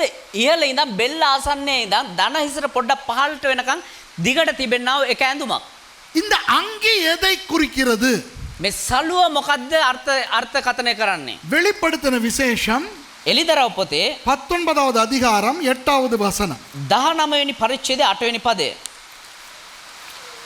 Let's read Revelation chapter 19 and verse 8 to decipher the meaning of the robe. சுத்தமும் பிரகாசமுமான மெல்லிய வஸ்திரம் தரித்துக் கொள்ளும்படி அவளுக்கு அளிக்கப்பட்டது. அந்த மெல்லிய வஸ்திரம் பரிசுத்தவான்களுடைய நீதிகளே. දීප්තිමත් වූ පවිත්‍ර වූ සිහින් වස්ත්‍රයක් පැළඳෙන්නට ඈට ලැබුණේය. සිහින් වස්ත්‍රය නම් ශුද්ධවන්තයන්ගේ ධර්මිෂ්ඨ ක්‍රියාය. And to her was granted that she should be arrayed in fine linen, clean and white, for the fine linen is the righteousness of saints. இந்த இடத்துல அவள் என்று பார்க்கிறோம் அல்லவா? මේ ස්ථානයේ ඇය කියලා බලනව නේද? யார் அவள்? කවුද ඇය? சபை. සභාව. சபை இயேசுவை கல்யாணம் கட்டுகின்ற நாள். සභාව යේසුස් ක්‍රිස්තුස් වහන්සේ විවාහ කරගන්නා වූ දවස්. அந்த நேரத்தில் அவளுக்கு கொடுக்கப்படுகின்ற அந்த அங்கி நீதியின் வஸ்திரம். ඒ දවස්වල ඇයට ඇඳගන්න ලැබෙනා වූ ඇඳුම ධර්මිෂ්ඨකමේ ඇඳුම. The she in Revelation 19 is the church which is ready to marry the Lamb of God. So she is given an attire and the robe here is the righteousness. அப்போ ஒரு பிரதான ஆசாரியனுடைய இந்த அங்கி எதை குறிக்கிறது?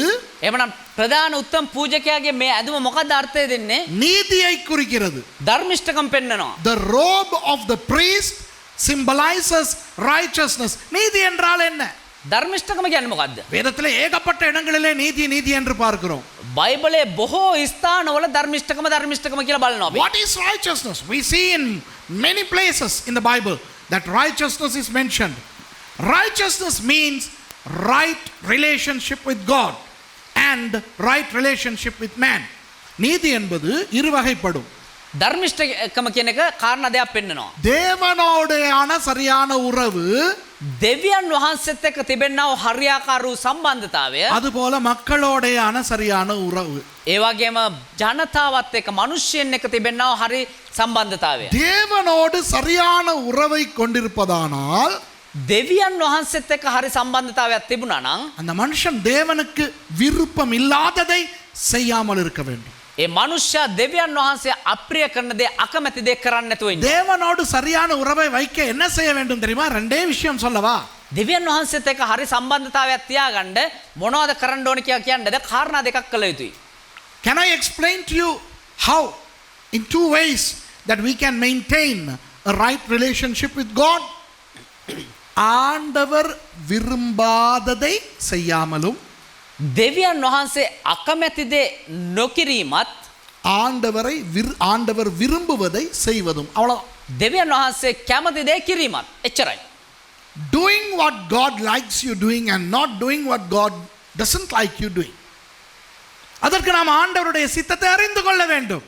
ඒකට අපි දෙවියන් වහන්සේගේ කැමැත්ත දැනගන්න ඕනේ. ஆண்டவருக்கு பிடித்ததை செய்ய வேண்டும். දෙවියන් වහන්සේ කැමති දේ කරන්න ඕනේ. அவரோடு நல்ல உறவை வைத்துக் கொள்வதற்கு උන්වහන්සේත් එක්ක හොඳ සම්බන්ධතාවයක් තියාගන්න නම් அவரோடு நாம் பேச வேண்டும். ஜெபம். උන්වහන්සේත් එක්ක අපි කතා කරන්න ඕනේ යාඥාව. ஆண்டவர் பேசுவதை கேட்க வேண்டும். வேத வாசிப்பு. දෙවියන් වහන්සේ කියන්නේ අහන්න ඕනේ බයිබල් කියවීම. To maintain a right relationship with God, we need to talk to God, prayer, and we need to listen to God, reading of the word. இதுதான் நீதியின் வஸ்திரம். මේක තමයි ධර්මිෂ්ඨකමේ ඇඳුම. இப்போ ஒரு ஜெபம் வேத வாசிப்பு இல்லாத கிறிஸ்தவனுடைய வாழ்க்கை දැන් යාඥාවත් බයිබල් කියවීම නැති කිතුණු ජීවිතය ஒரு அங்கி இல்லாத ஒரு ஆசாரியனுடைய வாழ்க்கை. ඒ සලුව නැති උත්තම පූජකයෙක්ගේ ඇඳුම. So a priest, a Christian without prayer and reading of the word is like a priest without a robe, and it's shameful. அது அவமானம். ඒක ඇවිල්ලා අවමානයක්. அழகில்லை. ඒක ලස්සනක් නැහැ. இந்த கீழே என்ன தெரியுமா போட்டிருக்குது இந்த இடத்துல தெரியுதா? මේ යටින් මොනවද දන්නවද පේන්න තියෙන්නේ? மாதுளம் பழமும் மணிகளும். දෙලුම් ගෙඩිත් ගෙජ්ජි. Can you see what the priest is wearing? His robe is connected to pomegranates and bells. Okay, bell, ringing bells. Pomegranate. மாதுளம் என்பது ஒரு பெரிய ஆசீர்வாதமான ஒரு பழம். දෙලුම් කියන්නේ ඊට ආශිර්වාදාත්මක වූ එක පළතුරක්. அது சுபீட்சத்தை காட்டும். ඒක සඵලත්වය පෙන්වනවා. Pomegranate symbolizes prosperity. அப்போ ஒரு ஆசாரியனுடைய நீதியின் வஸ்திரம் එහෙමනම් උත්තමෙක්ගේ උත්තම පූජකයෙක්ගේ ඒ ධර්මිෂ්ඨකමේ වස්ත්‍රය சுபீட்சத்துக்கு அடையாளம். සඵලත්වයට එක සංකේතයක්. ஆண்டவர் எங்களை சுபீட்சமாய் வைத்திருக்க விரும்புகிறார். දෙවියන් වහන්සේ අපිව සඵලත්වයට තියන්න කැමති වෙනවා. ஆகவே நாம் தேவனோடு நல்ல சரியான உறவில் இருக்க வேண்டும். ஓகேயா? ඒ නිසා අපි දෙවියන් වහන්සේත් එක්ක හරි වූ සම්බන්ධතාවයක් තියාගන්න. Pomegranate symbolizes prosperity. So God blesses his priests with prosperity. Okay? The right kind of prosperity. Okay? Right. அடுத்தது ඊළඟට நான்காவது හතරවෙනි කාරණාව விசித்திரமான உள் சட்டை. විසිතුර වූ උතුරු සලුවක්. A broidered coat. இது என்ன தெரியுமா? මේක මොකක්ද දන්නවද? இதோ வெள்ளையா இருக்கிறதே. මේ සුදුවට පෙන්නේ. மேல கை ரெண்டும் ஃபுல் கை இருக்குது. பாத்தீங்களா வெள்ளையா? අද්දිග සුදුවට පේන එක ඇඳුමක්. இதுவும் உள்ளுக்கு இருக்குது தெரியுது இல்ல? ඒකත් ඇතුලෙන් තියෙනවා පේන්නේ නැහැ. அப்படியே கீழ வரைக்கும் வருது பாருங்க அண்டர் ஸ்கர்ட் மாதிரி. ඒක එහෙම්මම එක යට්ට සායක් වගේ යටටම තියෙනවා. பைபிளே சொல்லுது தானே விசித்திரமான உள் சட்டைனே சொல்லுது இல்லையா? உள் சட்டைன்னு போட்டிருக்கு அண்டர் ஸ்கர்ட். ඒක බයිබලේ කොහොමද තියන්නේ අර හතරවෙනි එක? විසිතුරු උතුරු සලුවක්ද? උතුරු සල්ුව කියන්නේ මොකක්ද? උතුරේ ඉන්නේ උන් අඳින එකද? ඇතුලේ තියෙන සලුව කියන එක එන්න ඕනේ. It's a broidered inner coat. It doesn't say inner coat, right? It just says coat. But as you see, it's inside of everything. That's the one. இப்போ இந்த உடுப்பு தான் இந்த வெள்ளையா இருக்குதே, இதுதான் ஆசாரியனுடைய உடம்பில் படுகிற உடுப்பு. பாருங்க. මෙම ඇතුළෙන් පේනේ සුදුවට ඇඳන් ඉන්නා වූ ඇඳුම තමා පූජකයාගේ ශරීරයේ ස්පර්ශවෙන්ට අඳින්නා වූ ඇඳුම. This is the raiment which comes into contact with the body of the priest. இப்போ இந்த வெள்ளை உடுப்புக்கு மேலே தானே உள்ளங்கி இருக்கிறது, நீல கலர் உள்ளங்கி. දැන් මේ ඒ සුදු පාට පේන ඇඳුමට උඩින් යාර නිල් පාටට පේන ඇඳුම තියෙන්නේ. நல்லா பாருங்க, இந்த நீல கலர் உள்ளங்கி ஆசாரியனுடைய உடம்பில் பட முடியுமா? එහෙමනම් මේ නිල් පාටට පේන ඇඳුම පූජකයාගේ ඇඟේ මේ ශරීරයේ ස්පර්ශ වෙන්න පුළුවන්ද? இல்லை, ஏனென்றால் அது மேலாலே இருக்கிறது. එහෙම වෙන්න බෑ. මොකද ඒක තියෙන්නේ උඩින්. The blue color robe doesn't come into contact with the skin of the priest, okay, because there is something inside. அதுபோல ஏபோத்தும் உடம்பிலே பட மாட்டேன் என்கிறது, சரியா? ඒ වගේම ඒ පොත් සෙට්ටයත් ශරීරයේ ස්පර්ශ වෙන්නේ නැහැ. Also ephod doesn't touch the skin. The inner coat is the only raiment which comes into contact with the skin of the priest. அப்போ அந்த ஆசாரியனுடைய உடம்பை தொட்டு கொண்டிருக்கிற உடை இந்த வெள்ளை நிற உள்ளங்கி தான். එහෙමනම් පූජකයාගේ ශරීරයේ ස්පර්ශ වෙන්නා වූ ඇඳුම නම් මේ සුදු පාට පෙන්නේ ඇතුළ ඇඳුම තමයි. அது பெரிய அழகா இல்ல, பாத்தீங்களா? ඒක එච්චර ලස්සනට නැහැ. ஹலோ, நல்லா பாருங்க. හොඳට බලන්න. இந்த இந்த இந்த அங்கி எவ்வளவு அழகா இருக்கு, நீல கலர். මේ උඩ නිල් පාට ඇඳුම කොච්චර ලස්සන තියෙනවද බලන්න. அதுக்கு மாதுளம் அப்புறம் மணி எல்லாம் போட்டிருக்கு. ඒකට දෙලුම් ගෙඩි ඊට පස්සේ ගෙජ්ජි එල්ලලා තියෙනවා. ஏபோத்து பாருங்க. ඒ පොත් සෙට්ටේ බලන්න. அது சணல் நூலால செய்யப்பட்டிருக்கு. ඒක අහන නූලෙන් කරලා තියෙන්නේ. அதுக்கு தங்க முலாம் எல்லாம் பூசி இருக்குது. ඒක රත්තරන් ආලේප කරලා තියෙනවා. அப்போ இதெல்லாம் அழகா இருக்குது பாருங்க. ඒතොර ඒ හැමදේම ඉතා ලස්සනට තියෙනවා. ஆனா அழகே இல்லாம காணப்படுறது எது? හැබැයි ඒ ලස්සනක් නැතුවම පේන්න තියෙන්නේ මොකද්ද? ஆசாரியனுடைய உடம்பில் பட்டு கொண்டிருக்கிற அந்த உள்ளங்கி. ඒ පූජකයාගේ ශරීර ස්පර්ශ වන්නා වූ ඇතුලේ අඳින්නා වූ ඇඳුම. Look at the robe. It's beautiful. It's adorned with pomegranates and bells. Then look at the ephod. It's made of linen and it's coated with gold. Beautiful. But when you look at the white inner garment, there is no beauty whatsoever. It's plain white. அது அழகான ஒரு உள்ளுடை அல்ல, வெறும் வெள்ளை. ஓகேயா? ඒක ඉතා ලස්සන වූ ඇතුළ ඇඳුමක් නෙමෙයි, නිකම්ම සුදු පාට ඇඳුමක්. இது எதை காட்டுகிறது தெரியுமா? මේක මොකද්ද සංකේතවත් කරන්න දන්නවද? ஆசாரியன் தன்னுடைய வாழ்க்கையில் தனக்கு மகிமையை தேடாமல் தாழ்மையாய் இருக்க வேண்டும். පූජකයා තමුන්ගේ සේවයේ තමුන්ට මහිමය හොයන්න නැතුව යටත්ව ඉන්න ඕනේ. A priest should never gain pride unto himself. He should be humble. புரியுதா உங்களுக்கு?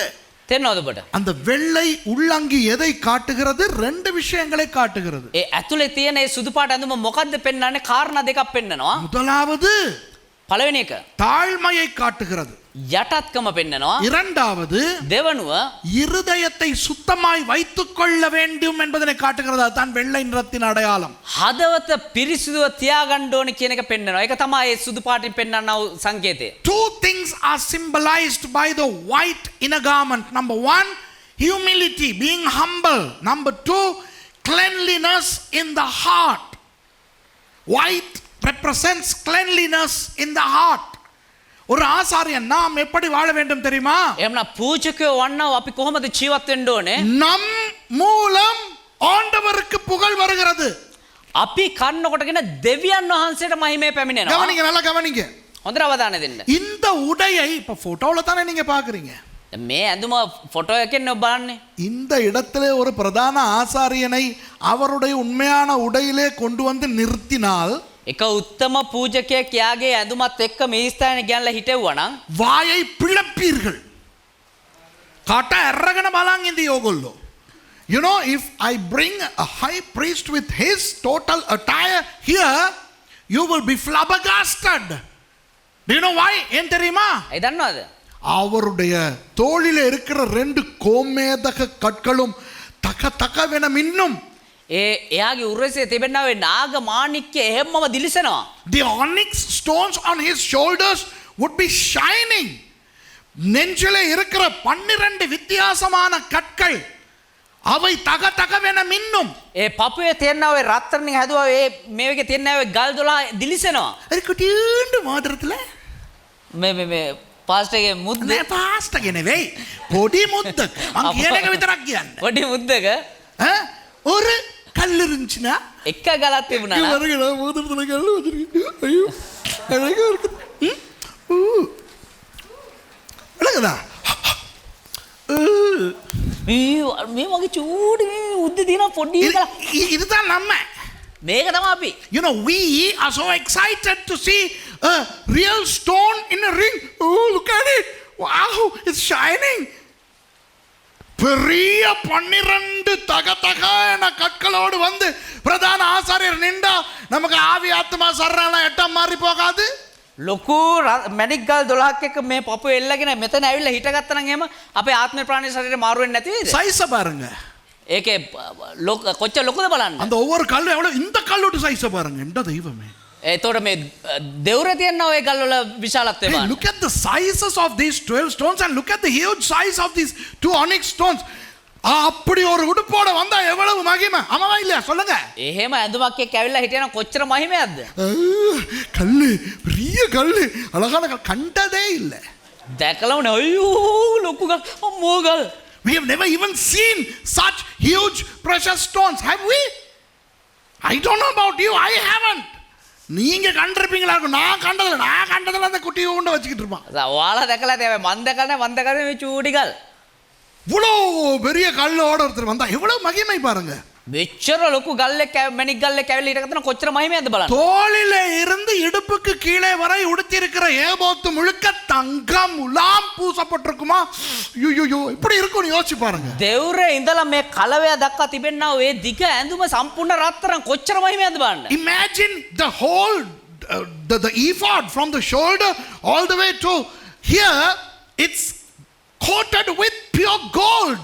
Woo! எவ்வளவு விலை உயர்ந்த மகிமையான உடுப்பு. කොච්චර මිල අධික මහිමාන්විත ඇඳුමක්ද. Look at the expensive glorious raiment that this chap is wearing. அதுபோல ඒ වගේම ஆசாரியர்களாகிய நம் மூலம் පූජකයෝ වන්නා වූ අපි කරන කොටගෙන ஆண்டவருக்கு பெரிய துதி, ஆண்டவருக்கு பெரிய மகிமை போக வேண்டும். දෙවියන් වහන්සේට ඉතා මහත් වූ ප්‍රශංසාවක් මහත් වූ මහිමයක් යන්න ඕනේ. And through us who are priests, God should receive all praise and glory. ஆனால் அந்த ஒரு மகிமையும் ஒரு துதியும் இந்த ஆளுக்கு வரக்கூடாது. හැබැයි ඒ එක ප්‍රශංසාවක්වත් එක මහිමයක්වත් මේ පුද්ගලයාට පැමිණිය යුතු නැහැ. இந்த ஆளுட உடம்புல படுறது வெறும் வெள்ளை கலர் உள்ளுடுப்பு மட்டும்தான்.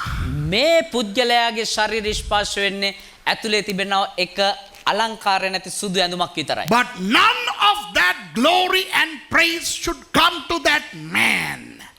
The only part of the whole raiment which comes into contact with him is the insignificant white color inner garment. இது எதை காட்டுகிறது என்றால் මේක මොකද්ද පෙන්වන්නේ කියනවා නම් நம்முடைய ஊழியம் மூலம் අපේ සේවය කරන කොටගෙන நம்முடைய தாளந்துகள் மூலம் අපේ ටැලන්ට් කරන කොටගෙන நம்முடைய திறமைகள் மூலம் අපේ පුළුවන්කාරකම් හැකියාවන් කරන කොටගෙන நம்முடைய வரங்கள் மூலம் අපේ දීමන කරන කොටගෙන துதி மகிமை எல்லாம் ஆண்டவருக்கு போக வேண்டும். සුතිය ප්‍රශංසාව කියනක දෙවියන් වහන්සේට යන්න ඕනේ. ஒரு மகிமையும் ஒரு துதியும் எங்களுக்கு வரக்கூடாது. හැබැයි එක ප්‍රශංසාවක්වත් එක මහිමයක්වත් අපිට එන්න හොඳ නැහැ. நாம் தாழ்மையாயே இருக்க வேண்டும். මම යටත්ව ඉන්න ඕනේ. All glory and power should go, praise should go to God through our talents, our abilities, our gifts and our ministries. But no glory, no praise should come to us. ஆனால் இன்றைக்கு என்ன நடக்கிறது? බෑද මොකද්ද සිද්ධ වෙන්නේ? ஆண்டவர் எனக்கு ஏதாவது ஆவிக்குரிய வரம் கொடுத்து விட்டால் දෙවියන් වහන්සේ මොකක් හරි ආත්මික දීමනාවක් මට දුන්නා නම් எனக்கு பெருமை வந்து விடுகிறது. මට උඩඟුකම එනවා. எனக்கு எனக்கு ஆவிகளை பகுத்தறிகிற வரம் இருக்கு தெரியுமா? சொல்லிக்கிறோம். මට ආත්මික දීමනාව තියෙනවා දන්නවද? நான் ஒரு ஆளுக்கு ஜெபிச்சு මම එක්කෙනෙකුට යාච්ඤා කරලා அந்த ஆள் ஆடி என்னமாவது பண்ணுனா ඒ පුද්ගලයා නටලා මොනවා හරි කරා නම් எடு எடு வீடியோ எடு. நான் கை வைக்கும் போது யார் ஆடுறான்னு வீடியோ எடு, அதை எடுத்து போடு ஃபேஸ்புக்கில். ගන්න වීඩියෝ ගන්න මේක අරගෙන දාන්න Facebook එකේ දාන්න. சில ஊழியக்காரங்க நான் பார்த்துருக்கேன் என்ன பண்ணுறாங்க தெரியுமா? සමහර සේවකයෝ මම දැකලා තියෙනවා මොනවද කරන්නේ දන්නවද? இந்த யார்டையாவது தலையில் எனக்கு நடிக்கிறதுக்கு ஒரு ஆள் வேணும், வா யாராவது நடிக்கிறேன் ஒருத்தன் வா, நல்லா நடிக்கிறேன் ஒருத்தன் வா, சும்மா அப்படி நான் கையை வைக்கும்போது இப்படி துடிக்கிற மாதிரி நடிக்கணும், வா யார் வா நடிக்கிறியா, வா வா வா. I'll show how some ministers இப்போ நான் தலையில் கை வைக்கும்போது இங்கிட்டு திரும்பி என்னையை பார்த்துக்க, அங்கிட்டு பார்த்தா வைக்கும் ஏன் பக்கம் பார்த்துக்க. இப்போ நான் கையை வைக்கும்போது குச்சி குச்சி ஏதாவது பண்ணு சரியா? Okay, when I lay my hands upon him, he's going to magnify. Okay, right. I want Daniel. You come. You are my cameraman. Come. Okay. Do this. You go over there. Okay. Do this. He's my cameraman. Okay. Sir, இவர் தான் என்னுடைய cameraman. මෙයා තමයි අපේ camera කරන කෙනා. இப்போ நான் okay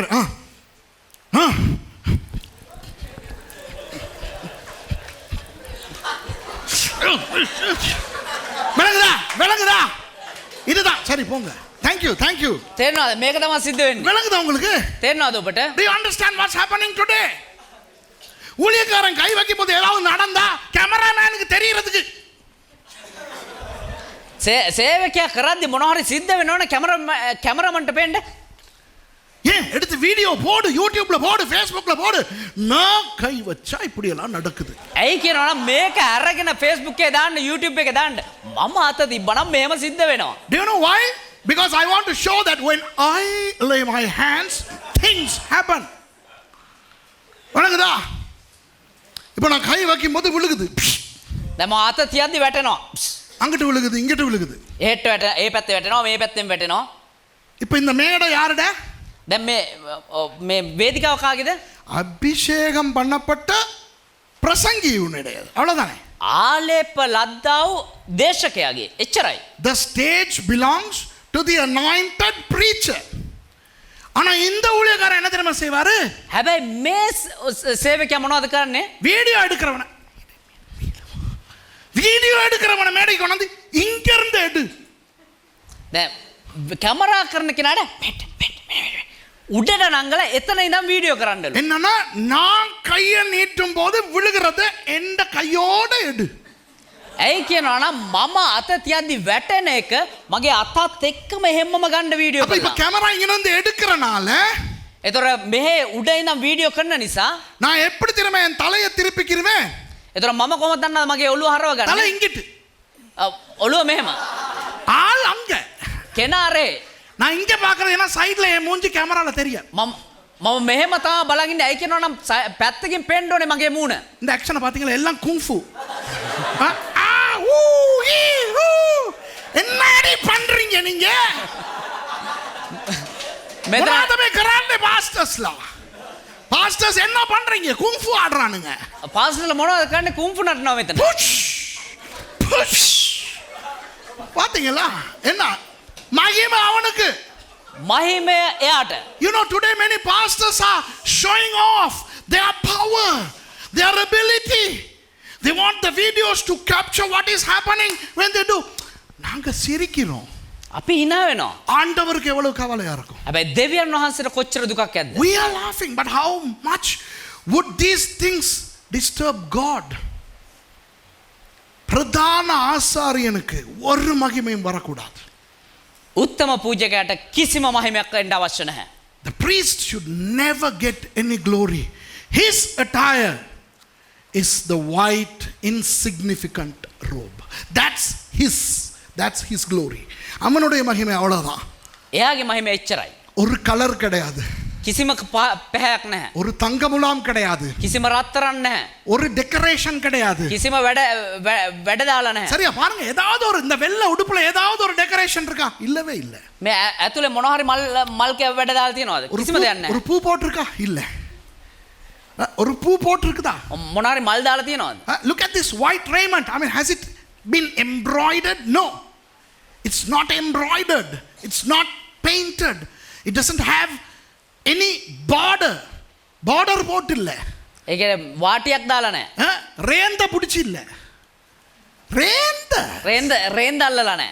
No renders. I don't know how to say that in English. Ask some women how to say render. No renders. Renderless. விளங்குதா? அதாவது புரியுதா? ஹலோ, எத்தனை பேருக்கு புரியுது? நான் ரொம்ப ஃபீலிங்கா பேசிக்கிட்டு இருக்கேன். කී දෙනෙකුට තේරෙනවද හැංගීම් බර වෙලා මේ කතා කරන්නේ நான் කියලා? உள்ளத்தில் ஆழத்திலிருந்து பேசிக் கொண்டிருக்கிறேன். ඇතුළාන්ත හදවතින්මයි කතා කරන්නේ. எத்தனை பேருக்கு அது புரியுது? කී දෙනෙකුට ඒක දැනනවද?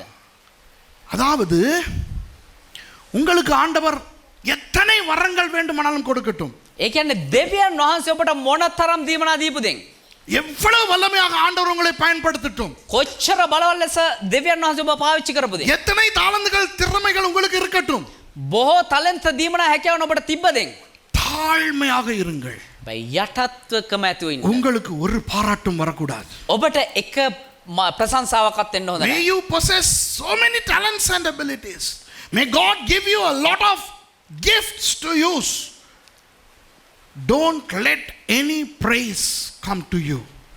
Let all praise and glory go only to God. எல்லா துதியும் மகிமையும் ஆண்டவர் ஒருவருக்கே போகட்டும். සියලු මහිමේ ප්‍රශංසාව දෙවියන් වහන්සේටම ගියපු දෙන්. யோவான் ஸ்நானனை தேடி ஜனங்கள் ஆயிரம் ஆயிரமாக வந்தார்கள். යෝහන් බෞතිස්තව හොයාගෙන දහස් ගණන් මිනිස්සු ආවා. எல்லாரும் வந்து யோவானுடைய பிரசங்கத்தை கேட்டு மனம் திரும்பி ஞான ஸ்நானம் பெற்றார்கள். හැම කෙනෙක්ම ඇවිල්ලා යෝහන්ගේ දේශනාව අහලු වෙලා පසුතැවුණා. ஆனால் யோவான் என்ன தெரியுமா சொன்னார்? හැබැයි යෝහන් මොනවද දන්නවද කිව්වේ? நான் ஒன்றுமில்லை, මම කිසි දෙයක් නෙවෙයි. எனக்கு பின்னே ஒருவர் வருகிறார், මට පිටුපසින් කෙනෙක් එනවා. அவருடைய சப்பாத்தில் வாரை அவிழ்க்கிறதுக்கு கூட எனக்கு தகுதி இல்லை. එයාගේ පාවහන් වල පටිය ලිහන්නවත් මම සුදුසෙක් නෙවෙයි. நான் சிறுகவும் මම කුඩා වෙන්නත් அவர் பெருகவும் வேண்டும் என்றார். උන්වහන්සේ විශාල වෙන්නත් අවශ්‍යයි කියලා කිව්වා. Thousands of people flocked to John the Baptist. Many people repented and obeyed in waters of baptism when John the Baptist preached. But do you know what John said? He said, I am nothing, but there comes after me another one whose shoelace I am not worthy to untie. Let me decrease and let him increase. Now that's humility. அதுதான் தாழ்மை. ඒක තමයි යටත්කම. ஆனால் இன்றைக்கு நிறைய ஊழியர்களையும் கிறிஸ்தவர்களையும் பார்க்கும்போது හැබැයි අද බොහෝ සේවාවනුත් කිතුණුනුත් බලද්දී ஆண்டவர் எவ்வளவு கவலைப்படுவார். දෙවියන් වහන්සේ කොච්චර දුක් වෙනවද? நான் ரெவரண்ட், මම රෙවරන්, நான் டாக்டர், මම මහාචාර්ය, நான் அப்போஸ்தல், මම අපෝස්තල, நான் கார்டினல், මම කාඩිනල්, நான் பிஷப். මම බිෂොප්. என்ன நடக்கிறது? என்ன நடக்கிறது தெரியுமா? இன்றைக்கு நிறைய ஆசாரியர்கள் எப்படி இருக்கிறார்கள் தெரியுமா? சொல்றேன் கேட்டுக்கிறங்க. මොනවද සිද්ධ වෙන්නේ කියලා බලන්න. බොහෝ පූජකයාද කොහමද ඉන්නේ කියලා කියන්න. Do you know how many of today's priests are? ஏபோத்தையும் அங்கேயும் உள்ளுக்கு உடுத்திக்கிட்டு வெளியால வெள்ளையா அண்டஸ் கட்ட மாட்டிக்கிட்டு இருக்கிறானுங்க. මේ සල්ලුවත් ඒපෝ සැට්ටක් ඇතුලෙන් ඇඳගෙන අර යටට ඇඳුම යට ඇඳුම උඩින් ඇඳගෙන. விளங்குதா? அதாவது ஆண்டவருக்கு தான் வெள்ளையும் சொல்லையும், කියන්නේ දෙවියන් වහන්සේට තමයි අර සුදු පාටයි හැම එකම. எனக்கு தான் ஏபோத்து கற்கள் அதெல்லாம் எனக்கு தான் மகிமை. நான் ரெவரண்ட், நான் டாக்டர், நான் பிஷப், நான் cardinal.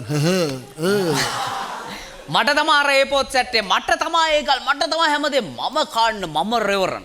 Today's many priests are wearing these things, ephod and the robe inside, and they are wearing their inner robe outside, giving God no glory but receiving unto them all glory.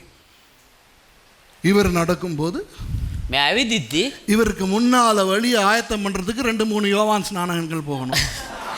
මෙයාට ඉස්සරහින් මෙයාගේ මාර්ගය හදලා දෙන්න දෙන්නෙත් තුන්දෙනෙක් යන්න ඕනේ යෝහන් බෞතිස්තලා. இவர் மற்றவங்களோட போயிட்டு ஜனங்களோட ஜனமா உட்கார மாட்டார். මෙයා ගිහිල්ලා මේ මිනිස්සුත් එක්ක ඇවිල්ලා ඉඳ ගන්න නැහැ. இவர் உட்கார்றதுக்கு ஸ்பெஷல் நாக்காளி. මෙහාට ඉඳ ගන්න එක විශේෂ පුටුවක්. அதை முன்னுக்கு போறவர் தட்டி தொடச்சி இவரை உட்கார வைக்கணும். එතකොට ඉස්සරහින් යන කෙනා ඒක තට්ටු කරලා දූවිලි ගසා දාලා දෙන්න ඕනේ. இவருக்கு ஒரு பெரிய மகிமையான கார். මෙහාට එක උසස් හොඳ වටිනා அவர் රථයක්.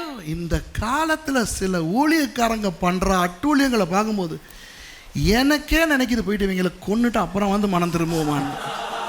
අද කාලේ වෙද්දී එක සමහර සේවකයෝ කරන අපරාධ දැක්කම මටම ගිහිල්ලා ඌව මරලා ඊට පස්සේ පස්තැවෙන්න ඉදෙනවා. You know, today many pastors are behaving like big shots. You know, they have security in front of them. You know, they don't go and mingle with the people. ஜனங்களோட ஜனங்களா போக மாட்டாங்க. ඒ මිනිස්සුත් එක්ක එකතු වෙලා යන්නේ නැහැ. ஐயோ, இப்போ விளங்குதா உங்களுக்கு?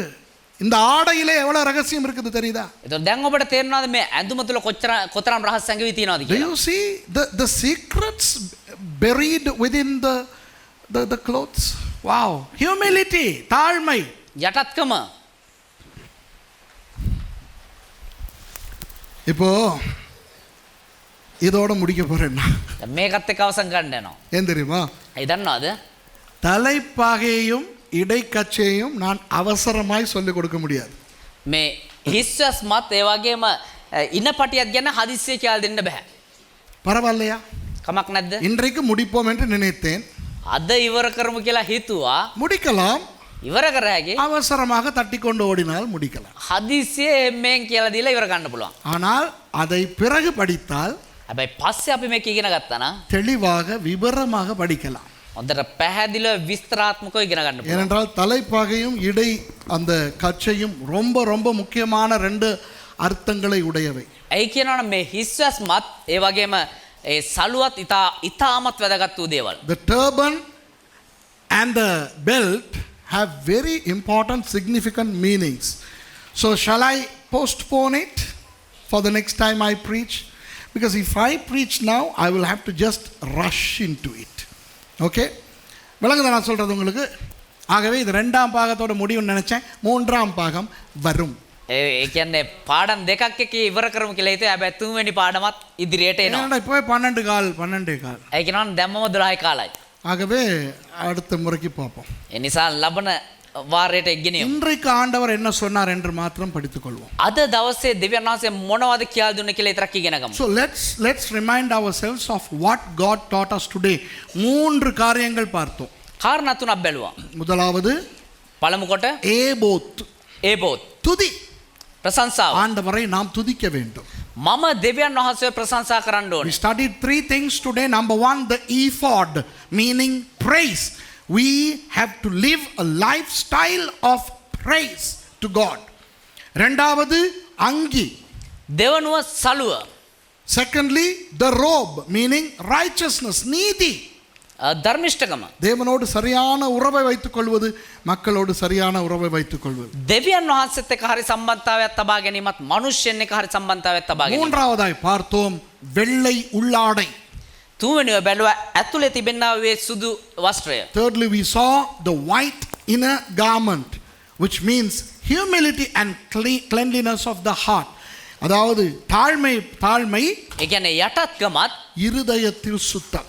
හදවතේ පිරිසුදුකමත්. இந்த பிரதான ஆசாரியர் ஒவ்வொரு முறை ஆசாரியத்துவம் செய்ய போகும் பொழுதும் என்ன செய்ய வேண்டும் தெரியுமா? මේ උත්තම පූජකයා ඒ පූජාවන් කරන හැම අවස්ථාවකම මොනවද දන්නවද කරන්න ඕනේ? தன்னுடைய இருதயத்தின் தவறுகளை மன்னிக்கும்படி அவர் ஒரு ஆட்டை பலியிட்டு ஆண்டவரிடத்திலே மன்னிப்பை பெற்றுக்கொள்ள வேண்டும். තමුන්ගේ හදවතේ පාපයන් වලින් පිරිසිදු වෙන පිණිස ඔහු දෙවියන් වහන්සේගේ එක පූජාවක් ඔප්පු කරලා ඔහු පසුතැවිලා පිරිසිදු වෙන්න ඕනේ. Every time the high priest goes into the presence of God, he has to offer a sacrifice by way of an atonement for his own sins, to cleanse his own heart. ஆகவே நாம் தாழ்மையாய் மாத்திரம் இருந்தால் போதாது, එමනම් අපි යටත්කම ඇතුව විතරක් හිටියනම් මදි. இருதயத்தில் சுத்தத்தை எந்த நேரமும் கடைபிடிக்கிறவர்களாய் இருக்க வேண்டும். හදවතේ පිරිසුදුකම හැම මොහොතකම ඇති කරගන්නා වූ අයව සිටින්න ඕන. மனம் திரும்புகிற வாழ்க்கை நமக்கு இருக்க வேண்டும். පසු තැවෙන්නා වූ ජීවිතයක් අපිට අවශ්‍යයි. We need to have a life of repentance and holiness. நாம் ஆண்டவரிடத்தில் மனம் திரும்பி நம்மை பரிசுத்தமாய் காத்துக்கொள்ள வேண்டும். අපි දෙවියන් වහන්සේ ඉදිරියේ පසු තැවිලා සුද්ධ වූ ජීවිතයක් තබා ගන්න පරිසම් වෙන්න ඕන. நான் இஸ்ரவேலுக்கெல்லாம் போய் வந்த பிறகு ඊශ්‍රායල් දේශයට පාස්ටර් ගිහිලා ආවට පස්සේ இனி நான் எந்த ஞாயிற்றுக்கிழமை பிரசங்கம் பண்ணுவேனோ அந்த ஞாயிற்றுக்கிழமை ආයේ මොනස් ඉරිදාද පාස්ටර් දේශනා කරන්න යන්නේ. அன்றைக்கு நான் தலைப்பாகையும் இந்த இடுப்பு பட்டியையும் குறித்து நான் உங்களுக்கு பேசுகிறேன். ඒ ඉරුදින හිස්වස්ම ගැනත් මේ ඉන පටිය ගැනත් දේශනා කරන්න So යනවා. let me go to Israel and come back, and whenever I preach here, soon I believe this month, I will speak about the turban, the mitre and the belt.